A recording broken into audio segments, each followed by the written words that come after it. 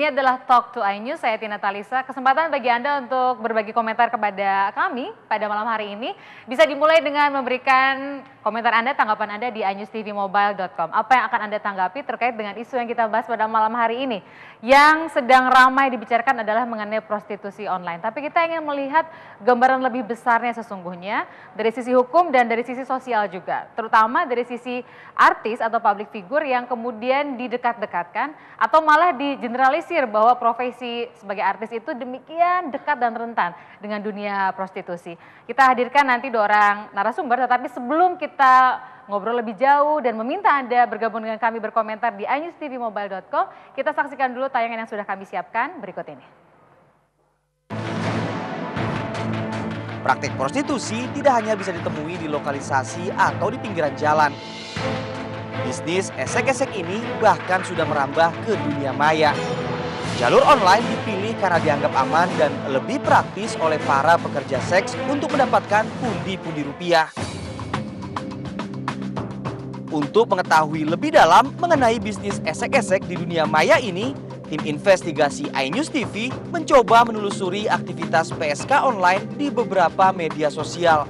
Tidak butuh waktu lama, kami pun bisa langsung menemukan akun pribadi para PSK online ini.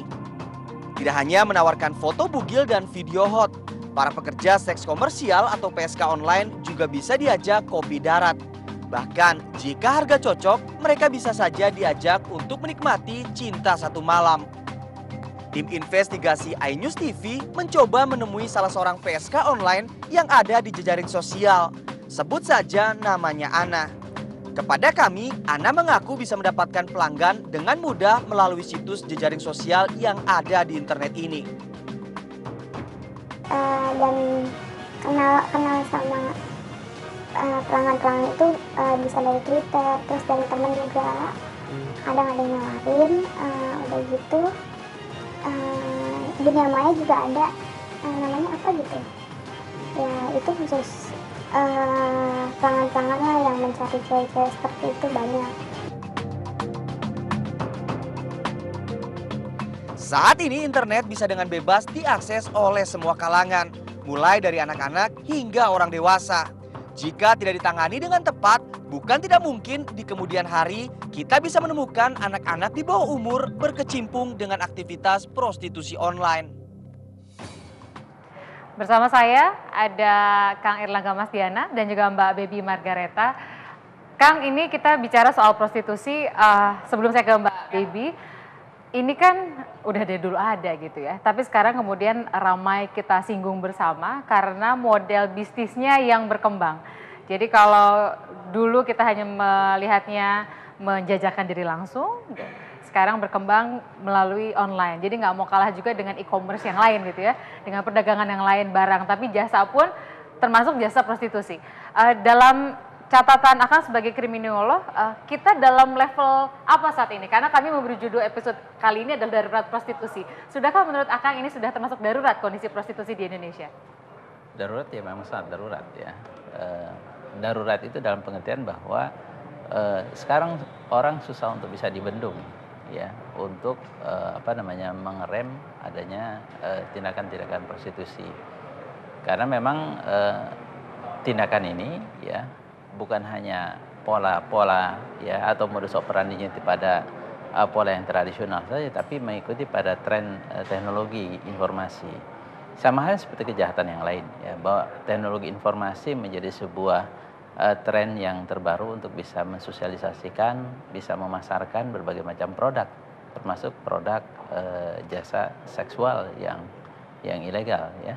Jadi menurut saya memang situasi semacam ini memang harus direspon secara lebih serius dari berbagai macam pihak supaya masyarakat itu menganggap bahwa pemerintah memang merespon ini sebagai sesuatu yang dianggap sangat penting ya. Tapi sekarang kan itu agak susah untuk bisa kita lihat gerakan-gerakan untuk bisa menyetop itu, karena sewaktu-waktu bisa muncul. Ya, sekarang muncul di Jakarta, besok muncul di kota-kota lain ya. Lalu kemudian dibendung di kota lain, ya, muncul lagi di daerah-daerah lain, terutama di wilayah perkotaan ya. Di wilayah perkotaan di mana masyarakatnya adalah masyarakat yang sudah begitu sangat well informed dan sudah mengattach berbagai macam teknologi mutakhir, ya, sehingga kemudian jasa-jasa perdagangan, ya, perdagangan bebas, ya, perdagangan seks dan lain sebagainya menggunakan teknologi informasi seperti internet dan lain sebagainya. Artinya sudah sebuah keniscayaan bahwa tidak bisa terhindarkan bisnis prostitusi pun menggunakan teknologi terkini. Nanti kalau ke depan ada teknologi lain lagi, maka industri prostitusi juga akan masuk ke sana. Dari sisi hukum positif, Kak Erlangga, apakah sudah memadai perangkat yang kita miliki dari sisi peraturan perundang-undangan terkait terutama yang online? Karena kan susah melacaknya juga kan, Kang? Ya, hukum kita memang seringkali bergerak di belakang. Ya, jadi tidak mampu untuk bisa mengikuti pada perkembangan masyarakat. Mestinya kan hukum itu adalah berfungsi sebagai social engineering, berusaha untuk bisa menangkap berbagai macam fenomena yang terjadi di masa yang akan datang. Tetapi ini karena perkembangan teknologi yang begitu sangat cepat, seringkali juga pihak aparat, terutama aparat kepolisian juga harus belajar kepada para pelaku kejahatan. Apalagi sekarang kalau kita lihat cybercrime, ya, cybercrime ini kan sebenarnya dalam konteks cybercrime, kejahatan melalui online atau melalui cyber, dan seringkali juga memang aparat punya banyak keterbatasan. Keterbatasan karena apa? Memang perangkat perundang-undangan juga tidak memadai. Atau bisakah kreatif memandang kita undang-undang hukum pidana misalnya mencari celah, atau memang hanya tersedia kan kalau koreksi saya kalau salah, hanya ada 2 pasal yang tersedia di sana yang hukumannya juga ringan gitu kan, cuman setahunan paling lama ancaman hukumannya. Ya, konteksnya ini kan konteks yang ditangkap itu kan mucikarinya. Betul. Ya. Jadi sementara para konsumennya itu kan tidak ditangkap. Betul. Ya. Dan sebenarnya ini kan ada hukum pasar. Ada supply, ada demand, ya. Demand makin meningkat, maka supply juga makin meningkat. Makanya, jadi kalau bisnis ini meningkat, sesungguhnya karena demandnya juga meningkat. Betul. Saya pindah ke Mbak Baby, karena sekarang itu kan orang langsung menyoroti profesi terutama artis, ya. Dan Mbak Baby ini sekarang sudah kira-kira 14 tahun di 15 tahun di dunia entertainment. Yeah. Kalau kita melihat perjalanan karir gitu ya, pasti pernah dengar kan konteks bagaimana artis itu ada istilahnya bisa dipakai misalnya, kemudian artis itu dijajakan. Kalau Mbak Baby pernah mendengar teman yang ditawari terlibat di industri itu, atau pernah nggak diri Mbak Baby misalnya dipancing-pancing oleh mucikari lah atau calon pemakai atau semacam talent management lah yang berkaitan dengan hal tersebut? Iya, kalau dunia entertain sih ya sebenarnya dekat sekali dengan lingkungan seperti itu ya. Tergantung kita gimana mau nanggepin atau enggak. Sebenarnya bukan di entertain aja, sebenarnya di masyarakat luas juga banyak. Berhubung public figure, jadi selalu tersorot seolah-olah public figure itu selalu dikaitkan dengan hal-hal yang negatif gitu. Mbak Baby kan sering 15 tahun kan ya? Ya. Terakhir main film, pernah sama Jupe di film apa? Dukun. Main Dukun. Ya. Kemudian dengan Dian Sastro jadi bintang tamu di film 724. Betul. Nah, kalau Mbak juga kan sebagai model juga. Iya, betul. Nah, kebetulan yang sekarang lagi ramai itu kan adalah artis menangkap model dan mohon maaf, kemudian dilihat adalah artis-artis cantik yang seksi gitu ya, yang kelihatan sensual. Kalau dari sisi, sekali lagi saya nanya, pernah nggak ditawari langsung? Kan kalau lingkungan Mbak Baby melihat, tapi kalau ditawari langsung Mbak Babynya untuk masuk ke jejaring sindikat para mucikari ini pernah nggak? Pernah sih, sebenarnya dari dulu juga udah banyak ya. Ini saya ngomong sesuai dengan realita aja ya, nggak ada yang ditutup-tutupin. Dari dulu juga sebenarnya udah banyak. Cuman kan tergantung kitanya, mau maksudnya diladenin atau enggak gitu. Sebenarnya udah banyak dari dulu juga, sampai detik ini pun ada. Malah dengan ada kasusnya ini malah lebih banyak lagi SMS yang masuk ke handphone manager untuk menawari itu. Kalau yang kontak ke manajernya Mbak Baby biasanya apa kalimatnya dari mulai berupa misalnya SMS terbuka atau masih hanya kalimatnya pancingan yang halus? Langsung to the point. To the point? Iya, betul. Misalnya kalimatnya gimana Mbak? Misalkan, baby kalau di booking berapa gitu kan, Baby 3 jam kalau- berapa gitu bilangnya. Oh, sangat vulgar Iya, kalimatnya sangat gitu. langsung vulgar. Terus kan emang banyak SMS yang tidak ditanggapi, akhirnya mereka marah. Kamu dasar ya manajer munafik katanya gitu kan. Lu minta uang berapa, DP berapa? Lu minta 20 juta aja DP gua transfer langsung. Ntar kamu tinggal ngomong ke babynya, baby minta berapa? Langsung bayar gitu.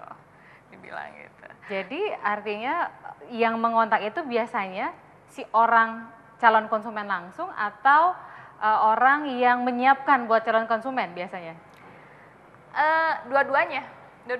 Oke. Ya. Karena kan aku menyimpan nomor telepon manajer itu di semua media sosial, di pet, Twitter, Instagram. Jadi semua orang masuknya ke situ. Karena aku sendiri kan udah lama udah ganti nomor. Jadi semua aku serahin sama manajer. Jadi nggak pernah ada yang kontak baby Iya. langsung? Iya. Kalimatnya terbuka, misalnya nanya baby kalau di booking 3 jam berapa gitu ya? Iya, begitu. Jawaban manajer biasanya apa baby? Nggak pernah ditanggapi sampai sekarang. Itu padahal SMS seperti itu udah banyak dari dulu. Aku kan dipegang sama manajer udah ada 2 tahun ya. Sebenarnya itu udah lama ada, selalu ada. Tapi manajer nggak pernah ngomong karena kan buat apa? Kita ambil pekerjaan yang benar-benar profesionalitas aja gitu. Ternyata setelah adanya kasus seperti ini, manajer baru ngomong, sebenarnya banyak kok nih, diliatin sama manajer, oh ternyata emang banyak banget. Oh jadi selama ini malah manajer Mbak Baby juga nggak pernah cerita? Nggak pernah cerita. Malah setelah ada kasus ini dia baru cerita, ini loh banyak ternyata. Emang benar Masih disimpan SMS ya? Masih ada. Saya tuh agak pengen ngeliat gitu ya. Boleh. Nanti pas jeda kita coba lihat Boleh, ya. boleh. Apa kita tutup nomor telepon pengirim SMS-nya untuk menjaga kerahasiaan. Iya, Tapi saya ingin tahu bagaimana bunyi SMS-nya. Saya balik ke Kang Erlangga. Kang, tuh kan benar berarti kan ini betul-betul proses transaksi ekonomi. Ada demand, ada supply seperti yang Kang sampaikan. Tapi di sisi ketidakadilan kalau boleh dikatakan, yang banyak disorot adalah mucikari dan para perempuan yang terlibat di dalamnya. Sementara si konsumen melenggang bebas aja, nggak ada sanksi hukum, bahkan sanksi sosial juga kelihatannya nggak ada. Ini beda dengan pemakaian narkoba misalnya. Kalau pemakaian narkoba, si pemakai juga walaupun tidak dihukum, tapi kan ada rehabilitasi. Nah, Akang melihatnya harusnya diapain dengan perangkat hukum yang masih terbatas untuk para konsumen? Memang dalam situasi seperti ini ya, hukum positif tidak bisa menjangkau untuk itu, makanya harus dibantu dengan hukum sosial ya. Hukum sosial misalnya kalau di daerah-daerah perkampungan segala macam semua ya memang seringkali orang dipermalukan ya. Dan memang hukum sosial semacam itu memang jauh lebih efektif dibandingkan dengan hukum positif ya. Apalagi di wilayah perkotaan itu relatif sangat sulit untuk bisa menjangkau itu semua karena memang di perkotaan relatif lebih individualis ya, masyarakat juga sudah tersegmentasi ya, masing-masing sibuk dengan urusannya sendiri-sendiri sehingga kemudian efektivitas ya dari proses hukum positif yang memang tidak bisa menjangkau itu memang seringkali menganggap bahwa ini adalah persoalan tidak menangkap persoalan ketidakadilan, lebih cenderung kaum perempuan yang dipersalahkan ya dibandingkan dengan kaum laki-laki kan gitu ya. Tapi memang ini menurut saya memang harus ada bagaimana pengembalian berbagai macam kasus ini kepada hukum yang memang hukum apa yang bisa diterapkan ya. Setiap masyarakat kan berbeda-beda. Ada masyarakat yang memang cenderung lebih kental kepada hukum adat ya, maka hukum adat yang diterapkan ya. Nah, di kota sih nggak ada kayaknya hukum adat itu, Kang. Iya, makanya kalau di perkotaan itu memang sangat sulit untuk bisa menjangkau, apalagi orang cenderung lebih individualis dan juga pihak aparat juga memang dia menangkap segala sesuatu juga harus berdasarkan pada aturan. Baik. Ya. Kita masih akan lanjutkan, Kang, terutama kalau kita bicara soal perangkat hukum positif, katakanlah sekarang memang nggak ada. Tapi kalaupun disiapkan, kita tahu kan prosesnya selalu lama, harus melibatkan pemerintah sama DPR. Belum DPR juga ada program legislasi nasional, apakah masuk prioritas atau enggak? Sejauh mana kepentingannya juga para anggota DPR yang notabene adalah para politisi. Kita masih akan lanjutkan ngobrol dan Anda juga kami ajak untuk bergabung terlibat dalam diskusi kami dengan menyampaikan komentar, pendapat, pertanyaan di iNewsTVMobile.com. Saya Tina Talisa dan juga Kang Erlangga, Mbak Bibi masih akan kembali tetap di Talk to iNews.